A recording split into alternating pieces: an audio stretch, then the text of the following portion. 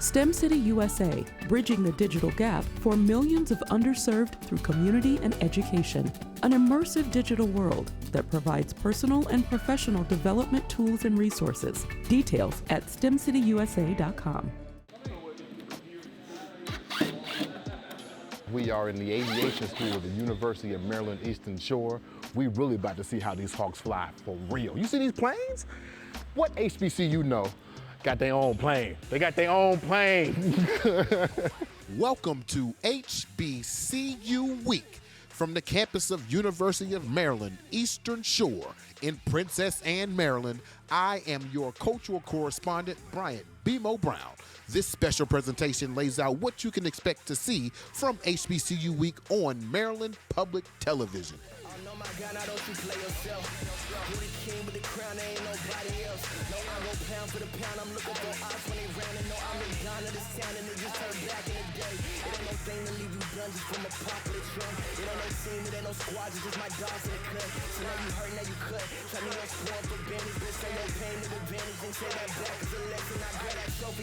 I got that gold on me. Oh, see that boy, he got that drip, he got that storm coming, rain flowing. I couldn't be on the team opposing him. You suck like being friends. I'm close like Nessa Ken. Got dream in my eye.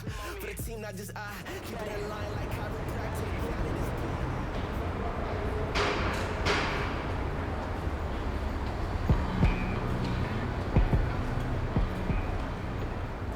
Today, we stand on the vast land of opportunity that is the University of Maryland Eastern Shore. UMES, like all historically black colleges and universities, adheres to a doctrine that the finest institutions provide the highest quality and most applicable education for future generations. Now, when you hear historic, I know you conjure up assumptions about things happening on campus from the late 1900s.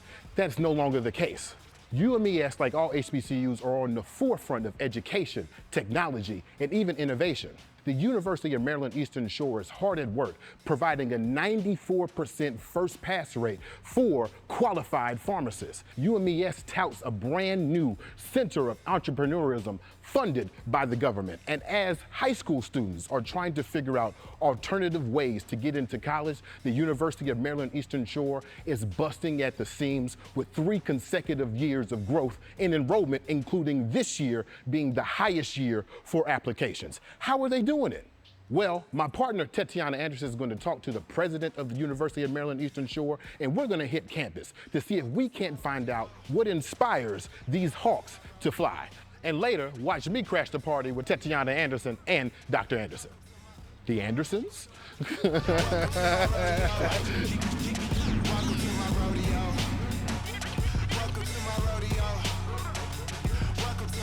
Welcome to HBCU Week. I'm here with my friend Nima. Nima, what's going on? Hi, nice to meet you. Nice How to are meet you? you. I'm beautiful. Good. It's so wonderful in here. Just introduce yourself to me and the people. Yeah, so my name is Nima. I'm a last semester senior at UMES, and I'm an aviation science student. Just a student? That's not Well, what I did. I'm also a flight instructor That's right, here that's for right. the aviation science. Yeah. So tell me about your experience at UMES. It's been amazing. So I started off as a biochem student, actually. I Been gotta nice. ask. Yeah. Biochem. What made me switch? Yeah, I Yeah, have to. that's What the happened? classic Yeah. question I get anyway. Please. Yeah, so it was purely coincidental because UMES is the only 4-year degree program for aviation science in Maryland, and the fact that I got to go here, choosing biochem, but then getting to switch was just luck. Luck? Yeah, So you because like tripped into a plane? I- Is that what you're saying? basically. Really? So I had a math professor that I was just sitting and talking to. I knew I didn't want to do biochem like a year in, and I was kind of just talking to her, kind of getting to know more about the other programs. We kind of got to talking. I was like, yeah, I'm interested in aviation. And she was like, oh, there's actually an aviation program. Let me introduce you to the program coordinator. Yeah. Yeah, he showed me around, showed me the Sims, and signed that form, that change of major form. Right then and there, it's done. Right then and there. It was just done. I guess I'm bewildered by the idea Yeah. that someone just says, oh, I think I want to fly. As a kid, I kind of always had that, had different toys that were airplanes. Okay. Oh, well, do me a favor. Yeah. I know that you're a flight instructor now. We're in front of the sim. Yeah. Can you show me As you see, I have the white shirt on. It means I'm a rookie, The right? rookie shirt That's a rookie on. shirt. Can you show me what this is all about? I Just walk us can. through it. Sure. So it's an exact replica of what is in the plane, almost. Oh, snap. There you go. So then the airspeed is coming alive, and when it gets to 55 is when we start to rotate.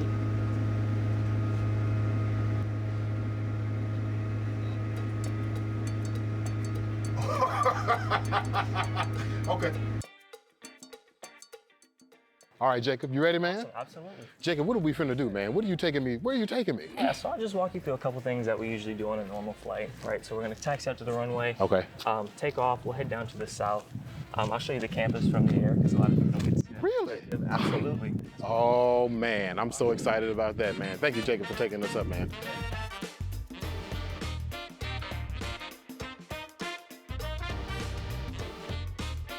I'm in the plane. The daily lineups this year are absolutely beautiful. From the bountiful sounds of the Bayou Classic to the majestic skies over the Chesapeake Bay. This is HBCU Week on MPT. Who doesn't love a good Monday? Let's see what's exciting about HBCU Week programming Monday night on Maryland Public Television. At 7 o'clock, we're going to kick things off with a direct connection special. Welcome to UMES, followed by a look at the CIAA tournament and the historic Bayou Classic, an HBCU Week special, Beyond the Field. The night wraps up with a look into the historic Morgan State Choir, led by none other than the great Nathan Carter in the Morgan Choir, a joyful celebration. At historically black colleges and universities, athletics unite and inspire the community. Bayou Classic is, one of the greatest rivalries in college football. These highly anticipated events are about much more than the game. Really what the CIAA is producing is leaders.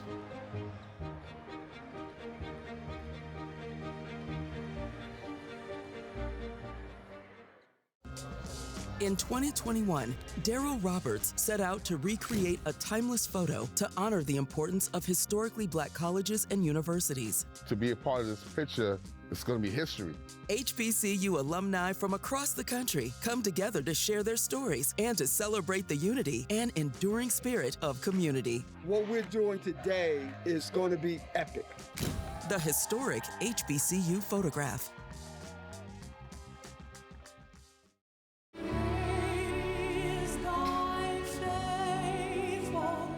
Celebrate the finest classical and inspirational harmonies in a concert by the Morgan State University Choir, conducted by the late Dr. Nathan Carter. This special broadcast will include conversations with former members, alumni, and friends as they reflect on the important role that HBCU choirs play. Join us for the Morgan Choir, a joyful celebration.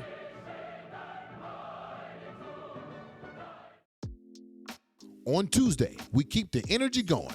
Starting at 8 p.m., we travel to Baltimore for the history of a national treasure, Morgan State University. Then we travel down to Virginia to celebrate the legacy of Dr. William R. Harvey for Hampton University, one of the wonders of the world.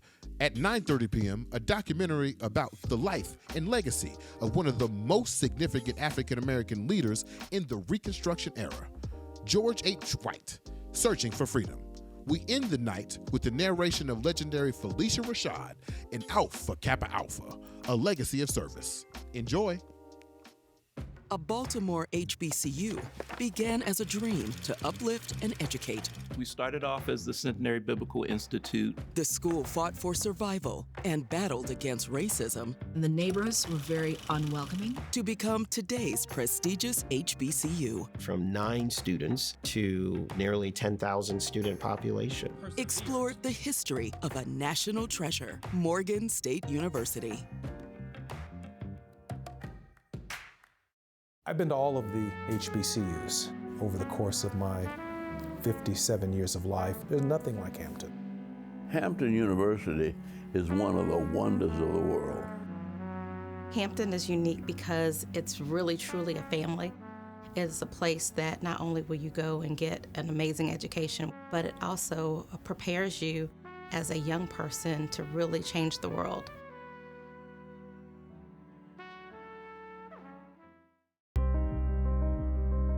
I believe that George Henry White is one of the most understudied and underappreciated political figures in United States history.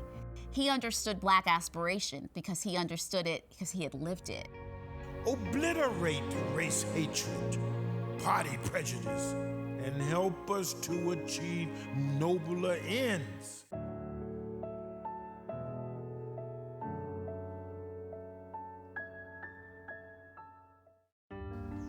In 1935, women of Alpha Kappa Alpha traveled to the Deep South, discovering not the Mississippi often portrayed by Hollywood. Stunned, yet undeterred, they administer health care to those in need. These women are part of a long and rich tradition of providing service to all mankind.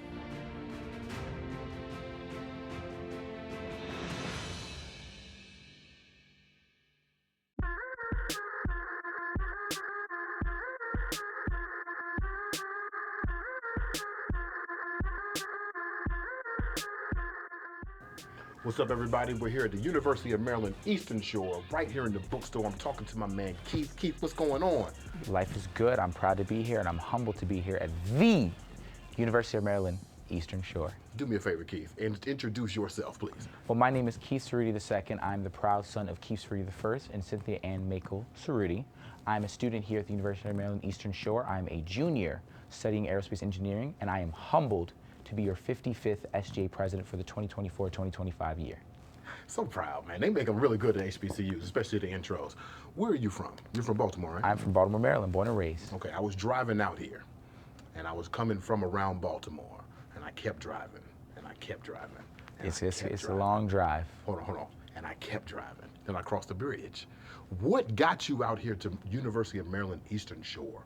So what brought me here is really, it's the culture, it's the academics, and it's the distance. Yeah. So growing up in Baltimore, I'm actually on the east side of Baltimore, and I've had a harder life, and that's part of my story, and I've discussed that with some students.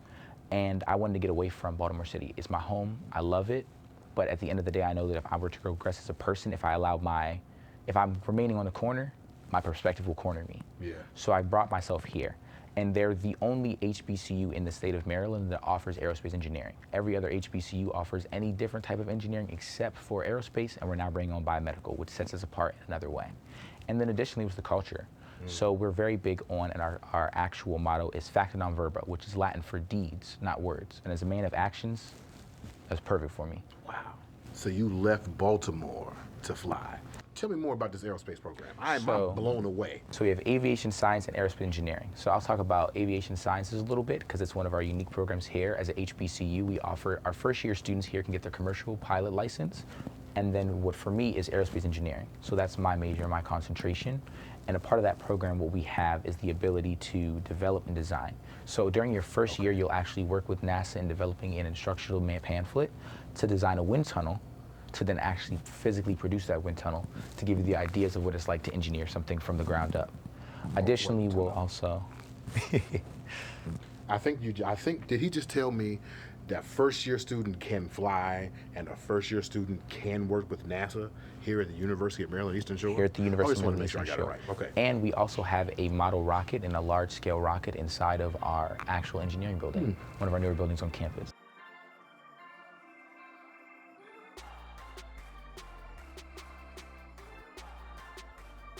The University of Maryland Eastern Shore is the only public HBCU with an aviation program.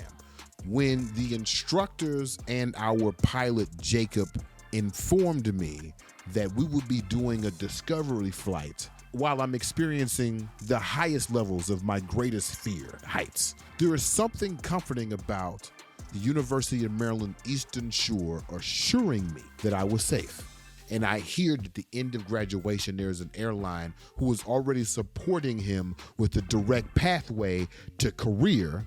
I am astonished. I'm changed after this flight. Woo! It might be midweek, but Maryland Public Television does not provide mid-programming. Check out what HBCU Week has in store for you on Wednesday. At 8 p.m., we start with Dr. Eddie Henderson, Uncommon Genius, followed by a back-to-back showing of Maryland Public Television's Emmy-winning program, Artworks. At 8:30, we have the Imani Grace special, followed by the Art of Strings at 9:30. After that, we have a behind-the-scenes look into Howard University's premier jazz group with Afro Blue, A Year in the Life. We close this musical night out with a look into the 49-year career of legendary Morgan State Marching Band director Melvin Miles in 2023's Sounds of the Game. Let's get our groove on. I can't even fathom a thought of anything that has been left out. I've been given an overabundance. Look, man, I mean, who do we know that's a champion ice skater, a shrink, a medical doctor, and one of the greatest jazz musicians in the world?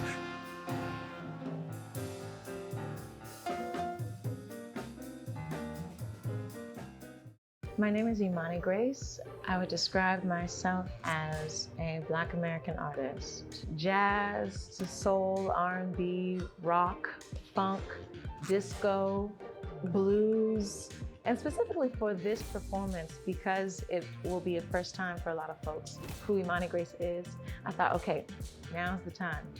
Pull out the bag.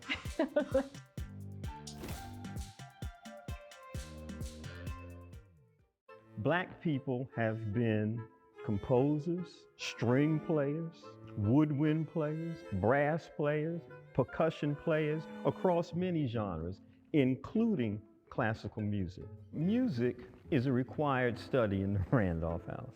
It has its pros and cons, I'll be honest. When you know people that well, you automatically mesh, especially when you grow up in the same house.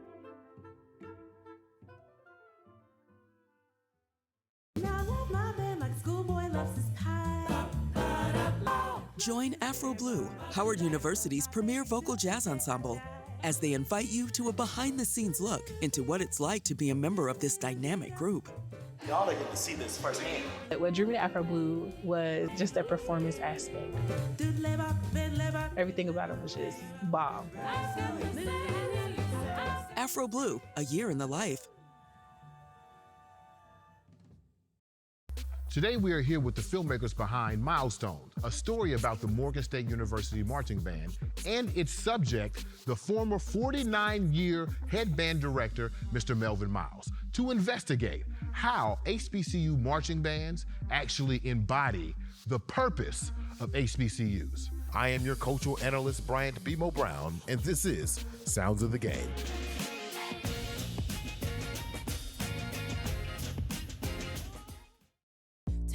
All right, y'all, we're heading out to the farm. All right, welcome back to HBCU Week. I'm here with my friend Shamia. Shamia, what's poppin'? Hello, nothing much. How's it going? Hanging? It's going good? Yes, going good. You good. could do me a favor. Okay. Give us the HBCU intro. You know what I'm talking about. Hi, so my name is Shamia. I'm a senior here at UMES. I'm a general ag major with the concentration of poultry science. So that means I'm a pre-vet major, and I also do some chicken studies too. Poultry science? Yeah, poultry science. Well, that's lovely. It's really cool. How did you get to University of Maryland Eastern Shore? Well, the funny thing is, I did not start here. I transferred. Where'd you come from? From Frostburg State University. Okay. FSU. Okay. I am local, so I wanted to take a chance and go somewhere far, and then I was brought back here. I took some time off. I met this really good connection, and then I ended up being able to come here. That's awesome. What's so special about University of Maryland Eastern Shore that you're okay with staying back home? Well, I got all the animal experience that I needed to start out. So when I came out, this is where I started. Leave your fears at home, finna hit the road. I have no frame of reference to being an agriculture student. Okay, so like, help me understand, what do you do every day? What's your class? Okay. How do you study? What's going on? Okay, so as an agriculture student, so for instance, I'm on the science part of things now. I'm done with the agriculture classes. Okay. So that was my chicken classes, that was my plant classes, that was my soil classes. So I learned how to take care of a farm if I want it. Okay. I learned how to manage land if I need to. Yeah. Basically proper production. Okay. So you gotta have grants. You gotta be given permission to do a lot of farming, place down your water hoses, all that. You gotta have permission to do it. It's not just, oh, I wanna farm. seed in the ground. Oh, yep, exactly. Yeah. Oh, I want to learn how to do water runoffs. You got to learn exactly, okay, so where's your water running to? How is it running? Yeah. Is it going down hills? I can coach someone through it. I am trusted to do it because I have been mentored by these individuals. I'm given permission to do things. So, not to my own horn, but very confident in it. Oh, I believe in it. Oh, yeah, You look confident with honey, this goat yeah, in look your at hand. me. All right. I feel like Well, we're going to let the GOAT get back to GOAT work. Thank y'all for watching HBCU Week. We'll be right back. Yes, thank you. We have so much more programming in store for you on Thursday. You do not want to miss this action-packed night. We start with Sounds of the Game at 7:30, followed by a look at the 50-year anniversary of a bar-setting sports program with the Golden Year, Howard Women's Basketball. Next up, we discover the impact of the legendary CIAA tournament on the city of Baltimore with Inside the CIAA Impact. At 9 p.m., we take a special look into the culture of unique rivalries between HBCUs with HBCU Week, Tradition and Competition, followed by the resilient story of the all-black Tennessee A&I Tigers winning 3 consecutive national championships in the Dream Whisperer. We end the night with a unique story about pioneers of an overlooked sport with the Morgan Lacrosse story. You do not want to miss this Thursday night on MPT. Our program has been a very dominant program since its inception. I have the all-time assist record. I'm the winningest coach in the history of Howard University in any sport. Howard's always been a global brand. I've been hearing about Howard since I was young. One of the things that I felt immediately was the culture. That's something that Howard prides itself on. The legacy of Howard women's basketball is simply excellence. Downtown Partnership of Baltimore, CIAA, 1 + 1 = 5. Boom, we're taking it to another level. It's exciting to see the lights on the street, the signage on the walkway. I mean, there are signage everywhere. I mean, if you don't know that CIAA is in Baltimore, then you're missing something. Our businesses have really raised their hand and they said, how can I lean in? It's like the greatest sporting tourism event in the world.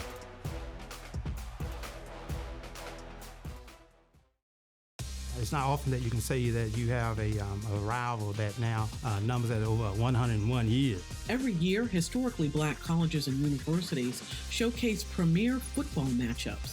Some of the greatest players that you now see in football in the Hall of Fame played in HBCUs. The spirit of these classic HBCU rivalries.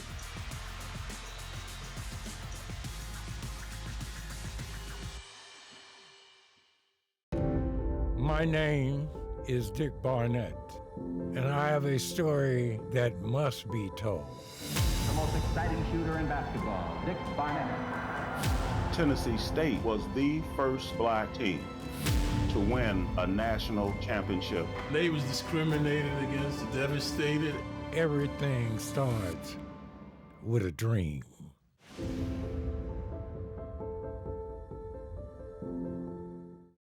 An age-old sport, a long-standing divide, and an underdog team with nothing to lose. We viewed the lacrosse team as being part and parcel of the frontline struggle for liberation in America. If you level a playing field, I can do everything you can do. An all-black squad become champions in an all-white sport. Now that's amazing. In the Morgan Lacrosse story.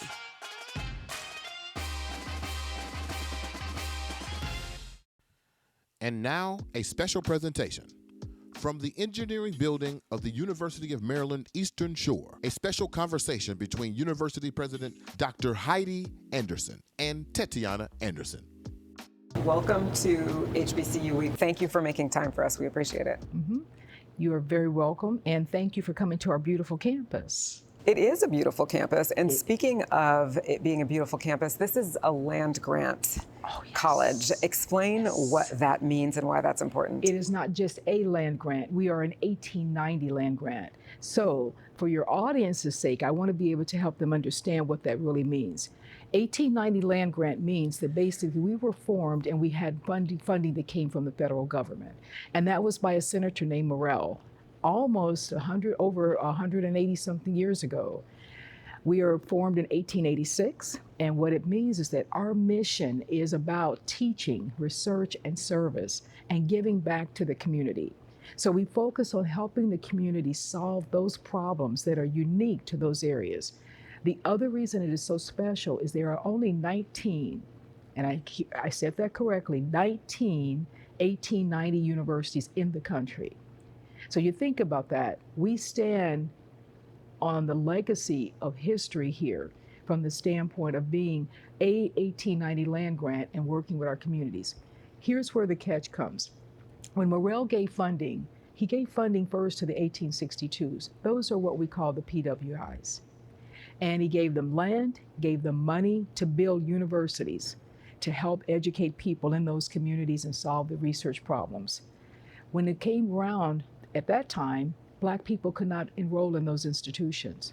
And so instead, 30 years later, monies were getting set aside just for 1890 universities to enroll Black people. Mostly farmers, engineers, mechanical engineers, and agriculture. And so the base of an 1890 is meaning the connection with the agriculture, with the soil, with the people. And here at UMES, and I have to look at the audience and tell them this, we are so proud to be the 1890 land grant institution here in the state of Maryland. This is, late 1890s, land grant university. The mission was research and service when it was founded. How has that mission carried over to today? Excellent question. And so our founding mission was teaching, research, and service. The way that mission has carried on today is really looking and being more involved with the community. So for example, here in the Bay, we know that we have a problem with poultry and with the chickens. And the poultry and the litter that comes from chickens, it is destroying the environment and the soil. So the other part we know is here in the Chesapeake Bay, we have a lot of problems with the environment and what's happening with the crabs, the soft crabs, the other marine animals that are in the bay. And so our job as an 1890 institution is to connect with those communities and try to make sure we're doing the research, the extension, the work that it takes to take care of those particular issues. Helping farmers know how to farm in rural areas. Helping them understand how to be more efficient with their farming.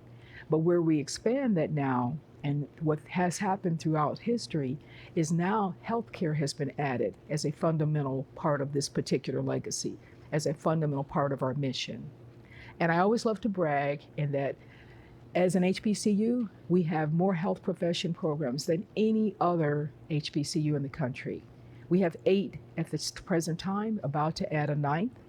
And our 8 are high caliber. You're talking not technician type programs, pharmacy, physician assistants, physical therapy, and I could go on and on. Well, you also focus on veterinary medicine, and I know that this university holds a special place in the world of HBCUs when it comes to that subject.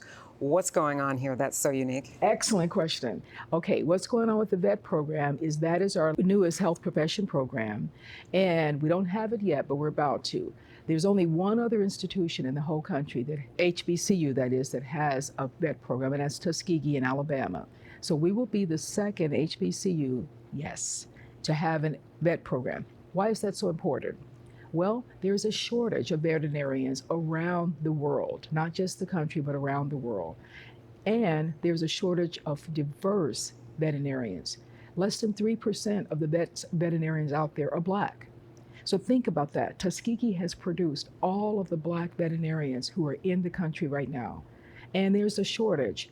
This will add, because we will be able to bring in a class of 100 students every year and get them in here and out very, very quickly, with a top quality education to add to the workforce, to add to the economic development. Tatiana, I don't know if you have a pet, but I have 2 cats. And when one of them gets sick, there's no place to take them because it is that kind of shortage.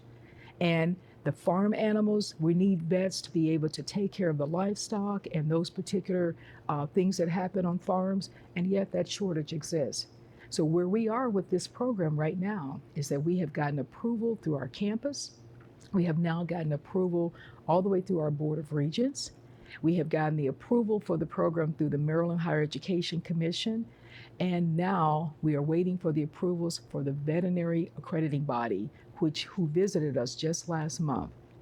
And so we're so excited because we're expecting to get a really good report from them in December and go to the next phase of that approval process. So, the veterinary aspect of this is just one of many areas of health that you touch upon. I mean, I know that you have a passion for pharmacology. This is sort of your where you started, right? And I know that you do a lot of that work here. Tell us about the sort of pharmacy trainings for students, what they're doing. We'll be happy to. Let's see. Yes, I'm a pharmacist and practiced retail when I was a pharmacist. And what we do is we train our students to become pharmacists in 3 years. The program normally takes 4. We do that with our physical therapy program, with our physician assistant program, and now we'll be doing it with our veterinary medicine program. The reason that's so important is because that One Health, think about that. We will have students who will be able to work together in health professions. So you can learn to take care of animals and you can learn to take care of people. And that One Health approach is going to be so critical to where we're going as a country. With more and more people growing in the population, with more people having pets, with more animals on farms, that's going to be a unique feature that is only going to be here at UMES. What happens when you look at healthcare from the standpoint of training as a pharmacist, it's a tough curriculum.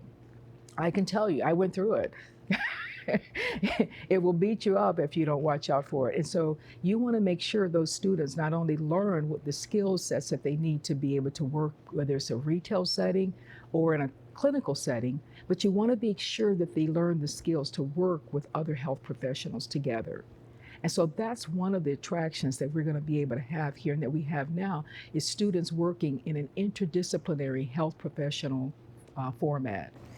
And I know when it comes to students specifically, your administration has increased enrollment dramatically. Yes, I'm so glad you asked that. How hard of a task was that to really boost enrollment the way that you did? Extremely hard. First of all, you have to understand, nationally, the number of students going to high schools is decreasing, okay? So typically schools like ours that take students all the way through undergraduate to graduate programs, you're looking at drawing them from the high schools. So you've got to figure out a way to, what is that secret sauce? What is that way you're going to get students to come?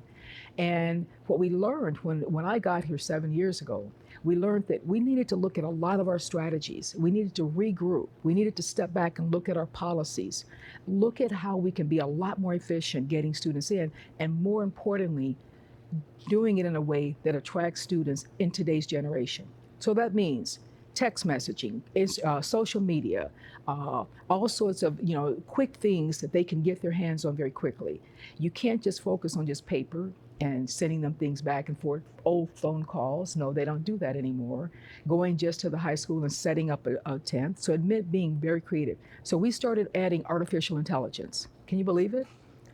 Our students, if you're interested in coming to UMES and they have a question and you've never been here before, you can go on this chat bot and ask questions up any 24 hours of the day. And I've tried it. I've dialed in at like 2 a.m. in the morning. It says, what are you doing this up early? The bot is smart too. But that chat bot is a way that we help to increase our enrollment with a number of other tools. We added recruiters. We had used our alumni, and I have to give a shout out there to any of our alumni watching this because they were so helpful in helping us build a recruitment strategy that has now helped us go into the 4th year of high freshman enrollment. And we're going to reveal those numbers after Labor Day because that's after census, and we'll know what that is. 2 years ago, 5%. Last year was a 13% increase in freshman enrollment. And this year, we're expecting that number to be higher. What is it that you're hearing from the students about, the top things that really attracted them to this university? Good question. We collect the data on that all the time. First, you have agriculture. Okay, so we go back to the land and we go back to what's happening with students coming in learning agribusiness and where they're going to go. From undergraduate standpoint, biology, because many of them want to go on to become medical doctors, and we train a number of students to go on to pre-med, to medicine from here, pre-pharmacy, pre-dent, any health that you can think of. Other top majors is criminal justice. Now, I think that's because they all want to be CSI investigators. And we don't know how that's going to turn out. But many of them go on to work in the political area. And so we have a number of students that have gone through our criminal justice program that are now working in Annapolis with congressmen and with our senators. Okay. Other top majors, I said biology, agriculture, obviously criminal justice. So sports medicine has become a top for us. And we just started that program not too many years ago. And and digital media. I would imagine that's your area of expertise. That's interesting. We started that 2 years ago, and it is now one of our top majors and growing. I cannot leave out the fact that we have aviation sciences, and our aviation science program is the only 4-year bachelor's program in the state of Maryland where students can come here to learn how to fly the planes. And now we have a new program there, our aviation technician program, where they can learn how to fix the plane. So imagine that. We can teach a student from fixing the plane all the way to flying the plane. So all of that here at UMES, and those are popular majors for us. So you have so many different focus areas that students can concentrate in. You had mentioned entrepreneurship. How does that tie all of this together, and why is it so important to teach students who are coming to this HBCU about creating, about owning, about growing your own business? Everything today, I think, from a student standpoint, is about being a business person. You know, after you got Beyonce, you got Jay-Z, whoever they're listening to, it's about entrepreneurship. So think about it. Our students who fly planes, they may one day want to own their business for that. But I'll come down to a more tangible level. The vet program. Those individuals who will come out of that program, they'll be able to take business courses if they like, and know how to create their own business when they leave here. Our students who are in the agriculture area looking at fashion merchandising, that's one of the majors where our students come out and they're already knowing how to really set up, you know, whether it's makeup, whether it's hair, whether it's nails, whether it's dress, they learn how to form their own business from that. So I think entrepreneurship is critical to underline in every profession that we have for those students who have that interest. I want to ask you a little bit about your education, because you did go to predominantly white institutions, Purdue specifically, but you have come to lead an HBCU. Why was that something that you wanted to make this switch into? What is it about the HBCU experience that is so valuable, not only for students of color, but for all students who come here? Because there's more than just students of color that are a part of your community. It is. We have a very diverse population. Yes, I grew up in Gary, Indiana, and that was an experience in and of itself. I'm a first gen. And so I didn't have anyone in the family that had gone to an HBCU, and coming out of state, that's what they looked at. So what it meant for me was everything that I learned going to those PWIs and working in PWIs, I said when I made the decision I want to become a university president, I want to go where I can give back to a lot of students who look like me, who look like us, who I can make a difference. And so coming to an HBCU was a proud moment for me, because it was like almost like coming home. And my students, I wanted to be at a place where I get to know all of them. That makes you emotional to talk about that. Why?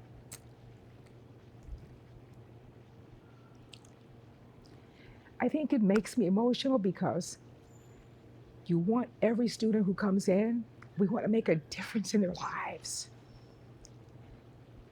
And that's what we're here to do, transform them.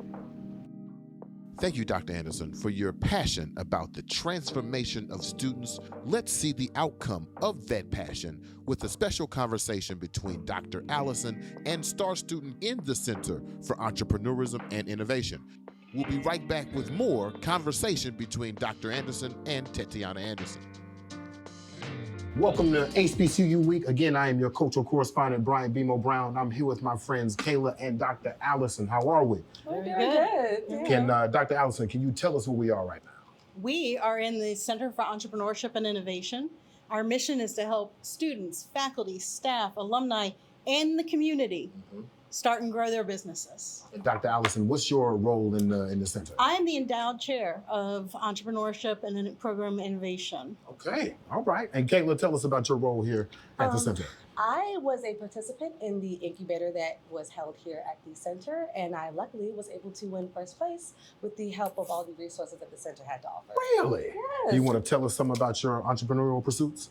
So my business is something that's dealing with mental health and self-care. What I'm ultimately looking to do is to incorporate collaboration, authenticity, facts and statistics, so ultimately change the way the beauty world is looking. Are you like an entrepreneur major? Is that a thing? No. So what's your major? I'm actually a sociology and social work major. So that just shows you how well this program actually operates. I've been able to not only handle that and excel, but also step into something else that will open up my opportunities just that much. So I need your help, Doc. Yes. How does Kayla get to be a major somewhere else, but also do major work in the Center for Entrepreneurism? Well, we help all majors across campus. Most of the entrepreneurs that come to us, they are not going to be majoring in entrepreneurship because what's your expertise? What's your product? Where's that coming from? So instead, we can get somebody from engineering who is making a part for a new machine that might make it better. We had somebody that was looking at making prosthetics by 3D printing, which would have been lighter and stronger and quicker to get a prosthetic for someone who may have lost a limb. We have people that come from every major you can imagine, and they have products they want to create. I love it here. I think y'all gonna have to leave me here. So thank you, Dr. Allison. Thank you, Kayla. Thank you. And we'll be back with more HBCU Week. It's Friday, y'all, and HBCU Week continues with more dynamic programming. Starting at 7 p.m., learn about groundbreaking new programs at Maryland's historically black colleges and universities with the State Circle special, Where Do We Go From Here? I immediately thought of my grandfather, who actually was a World War II staff sergeant, and he entered on that beach. Getting there, you can kind of get a sense of, of everything that we had discussed. Beautiful beach. There was a place of death. A mathematician is somebody who solves math equations. I went to Morehouse College because I had never seen a black professor with a PhD in mathematics. A lot of people in this world are going to tell you that you can't. And I'm a person that looks like you, and I'm going to tell you that you can. My name is Monica Jackson. I'm a mathematician. Mel Curry, and I'm a mathematician. Dr. Talitha Washington, and I am a mathematician. Journeys of Black Mathematicians. Born into the Jim Crow era of working-class Baltimore, Calvin Tyler Jr. overcame poverty and segregation to become a successful businessman and benefactor to Maryland's largest HBCU. I'm here to tell the Tyler scholars that no investment means more to us than our investment in you. Follow his incredible journey on the Calvin Tyler Story. Welcome back. We are continuing the conversation with the president of University of Maryland Eastern Shore, Dr. Heidi Anderson. The legacy of HBCUs is not only important to students and people of color, but also to everybody else. And I know you have students who are going here who are not people of color, but what does it do for them? What have you heard them say when it comes to what they get out of an HBCU like this one? I think all of our students get a similar thing. They get a feeling of being part of a family. They get a feeling of having people who take care of them. They get a feeling of people who nurture them and people who take their best interests to heart and help them transform.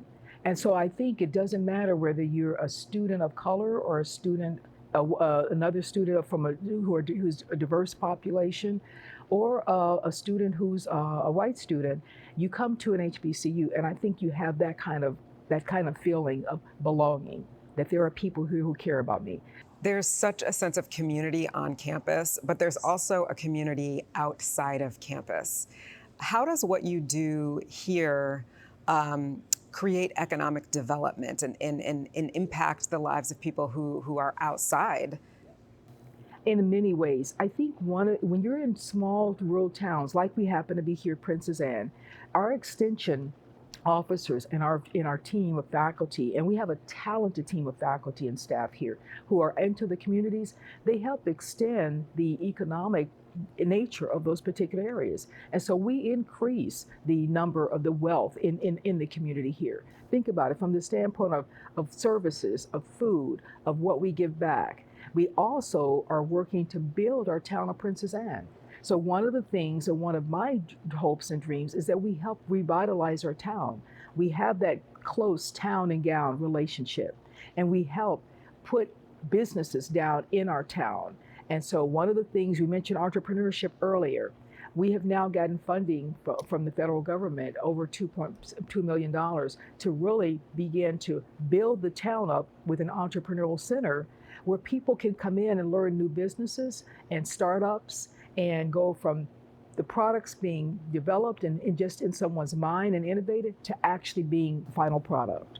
Dr. Anderson, thank you so much for this conversation. Thank you also for being on our beautiful campus. And thanks to our viewers as well for watching HBCU Week. Join us again next time. We want to thank Dr. Heidi Anderson, president of University of Maryland Eastern Shore, and Tatiana Anderson for such a riveting conversation. It's Saturday, and you know what that means. It's time for sports. First, football. We look at the unique camaraderies and competition in HBCU sports and their impact on African American communities in HBCU Week tradition and competition. After that, we have HBCU Week Beyond the Field, followed by Inside the CIAA Impact, where we discover the impact of the nation's largest and oldest HBCU postseason basketball tournament. At 9:30, we head to the nation's capital for the Golden Year Howard Women's Basketball. We end our night with the Dream Whisperer. You do not want to miss Saturday night on Maryland Public Television.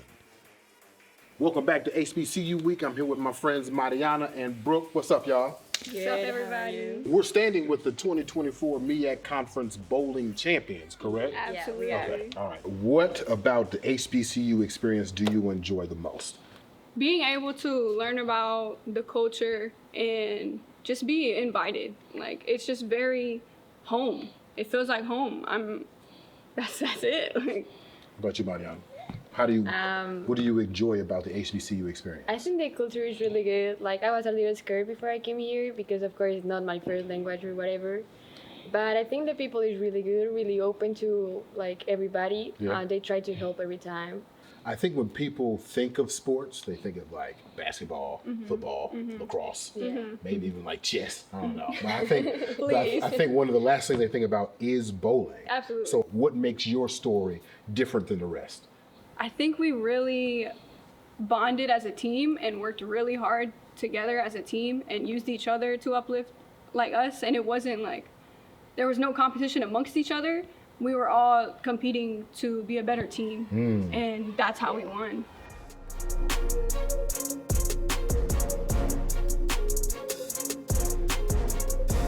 I'm right back here in BMO. I'm here with my friend. What's up? Hello, what's going on? If you don't mind, just introduce yourself to me and maybe some of these plants in here. My name is Fatima Belgrave. I am a junior here at the University of Maryland Eastern Shore, and I major in general agriculture. I chose UMES because my family is lower income, and UMES had the perfect opportunities for me to come here. I was offered a land-grant scholarship, which allowed me to pursue a degree in agriculture.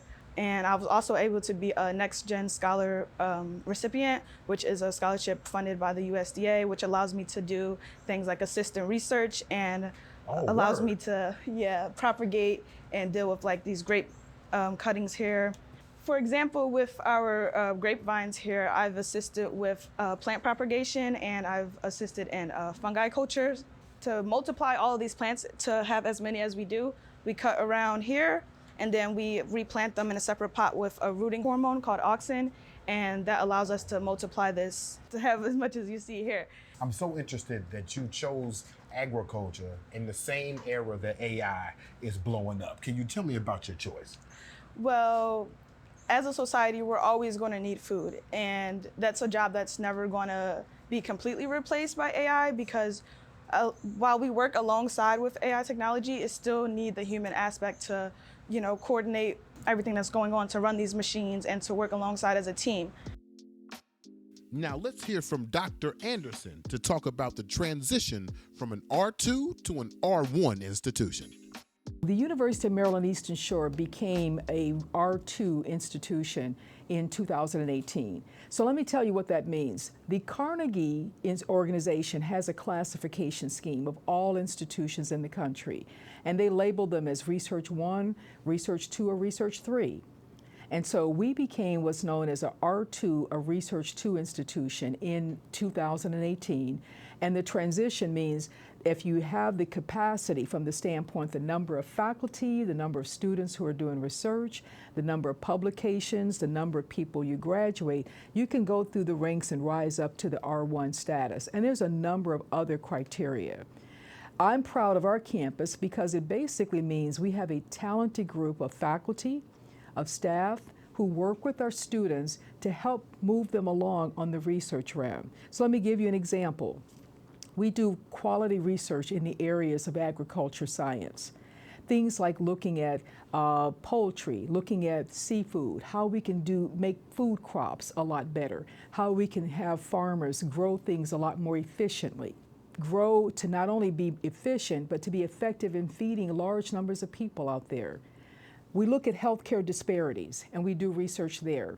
So we have a student who's working on a project with a faculty member looking at hair products, especially those hair products that are in African American women who has caused uterine cancer. And is that a problem? But the whole point that I'm trying to get across is, as an R2 institution, we focus on making sure that our students work side by side with top-notch researchers to solve those problems that are impacting the Eastern Shore, more importantly, impacting Maryland and the world. The transition from R2 to R1, first of all, I like to always say it's being driven by our faculty.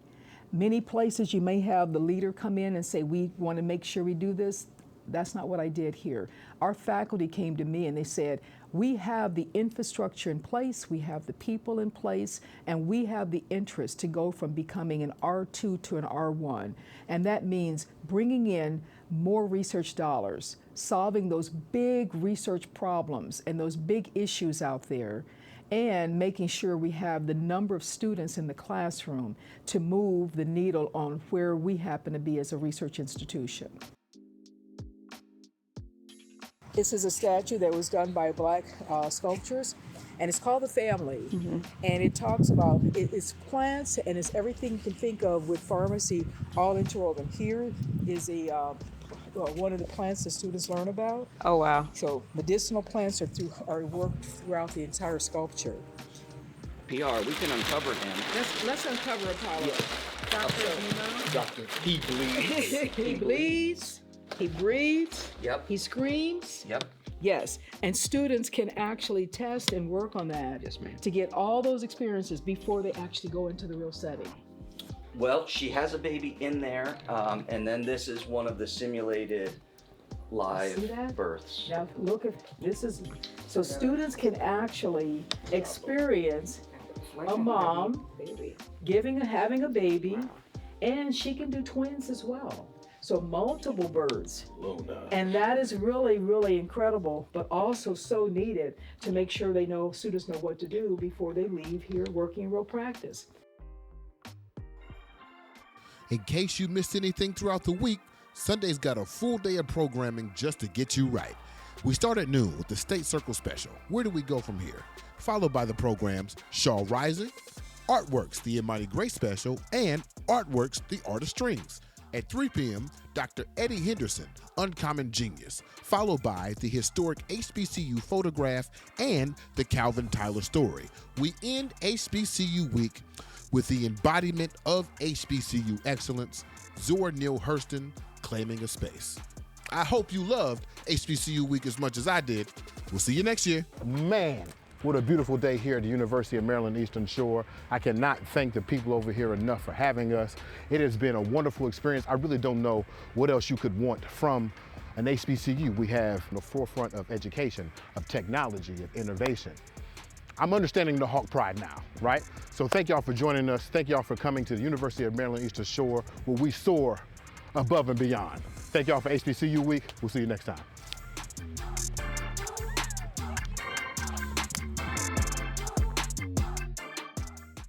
David, I want to ask you a couple questions. That's okay. Okay, that's cool? okay. That's David, good. where are you from? I'm from Jamaica. You from Jamaica? Yeah, I'm from Jamaica. Like Jamaica. Jamaica. You came here from Jamaica? Straight out of Jamaica. You didn't go to a high school in Florida and then come here. You came from? Actually, straight out of the Calabar High School in Jamaica. That's awesome. Like, what's your North Star on HBCU culture? I guess ours would be TikTok, honestly. There's a lot of different apps like Zeme. That's how I connected with a bunch of different people on campus. Zeme. Don't mind my age. You're fine.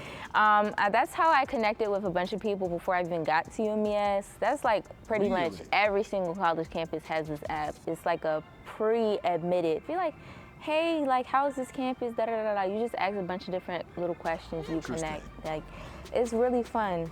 Yes. The only HBCU with a certified PGA golf management program. Yes. I like it. Yes. We should have done like a golf interview. Look, what she should have done is, she should have it in my office so you can see my golf trophies, see? Oh. So you really probably don't want those trophies. I was just kidding. I did win that day. I was raised in Greenbelt and Lanham. Okay. Yes. I'm from Washington, D.C. From D.C.? Yes. Okay, so y'all both from my neck of the woods. All right? Now, I drove up here. Okay. And I drove. And I drove. And I kept driving. Okay. And I crossed the bridge. It's a straight shot, yeah. Yes, and I kept driving. And I know where y'all from. Uh-huh.